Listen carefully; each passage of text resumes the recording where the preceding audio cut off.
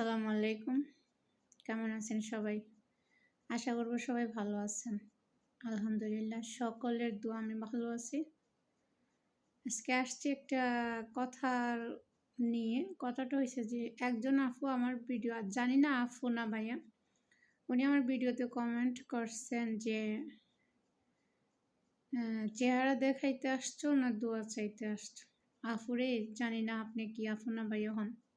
আমার যদি চেহারা থাকতো হয়তো আমার স্বামী এটা করতো না। স্বামীর যে একটা বেদনা যে কষ্ট এটা সবাই মনে হয় পায় নাই আমার মতো। আর বিশেষ করে আমি এটা খোলার কারণটা হয়েছে যে আমার থেকে ভালো লাগে যে আমি একটা কথা কাকে শেয়ার করব। যার কেউ না থাকে তার জন্য আল্লাহ থাকে। তো হয়তো এইভাবে বলতে পারতেন যে আপু আল্লাহর কাছে বলো, এইটা না বলে বলতেছেন যে চেহারা দেখাইতে আসছো নাকি দোয়া চাইতে আসছো। তবে আপনারা দোয়া করেন আমার যদি চেহারা ভালো হয় তাহলে আমার স্বামী যেন ফিরে চলে আসে, সেজন্য এরকম নষ্ট পথে না যায়। সব মানুষই তো চায় যে স্বামীর সংসারে হ্যাপি থাকবে, সুখী থাকবে, ছেলে মেয়ে নিয়ে সংসার গুছিয়ে রাখবে, হাজব্যান্ডকে নিয়ে ভালো থাকবে। তো আপনারা বাজে কমেন্ট না করে, আশা করি আমার যদি কোনো একটা ভুল হয় আমাকে বুঝিয়ে বলবেন যে আপু এটা তোমার ভুল হয়েছে বা এরকম হয় নাই, এভাবে বলো না।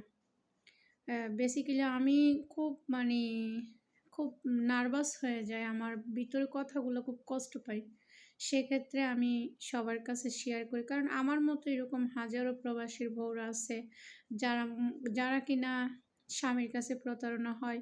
আবার অনেক পুরুষরাও আছে নারীর কাছে প্রতারিত হয়। আমি তো কোনো অন্যায় করি নাই, কোনো ভুল করি নাই। আমি ভুল করি নাই, আমি হয়তো ৮-১০টা মেয়ের মতো হয়তো ফুষ্টি নষ্টি করে বেড়াই নাই। আর যদি এগুলোই করতাম, আর চেহারা ফেস কাটিং যদি এভাবে ফিটনেসভাবে দিয়েই রাখতাম তাহলে হয়তো আমার স্বামী এটা করতো না। তাহলে এখন থেকে কি বুঝলাম, আমি আর কোনো কিছু বোঝার আমার বাসা নেই। তো সবাই দোয়া করবেন, সবার কাছে আমার আকুল আবেদন। সবাই আমাকে বাজে কমেন্ট না করে সবাই দোয়া করবেন যেন আমার স্বামী সুস্থভাবে ভালোভাবে বা ওনার ভালো মনে আমার কাছে ফিরে আসে। না হয় আমি খুব কষ্টেই থাকবো, খুব কষ্ট পাবো আমি। কারণ মা বাবা ফ্যামিলির সাইডে একটা পুরুষের হাত ধরে যখন 12 বছর কাটাইতে পারছি, আজকে যদি আমার সেই হাতটা পুড়ে যায় তাহলে তো আমি অনেক কষ্টেই থাকবো, সেটা তো আপনারা বুঝতে পারতেছেন। তো ধন্যবাদ সবাইকে যারা আমাকে এই কমেন্টটা করছেন। ভালো থাকেন। আল্লাহ হাফেজ।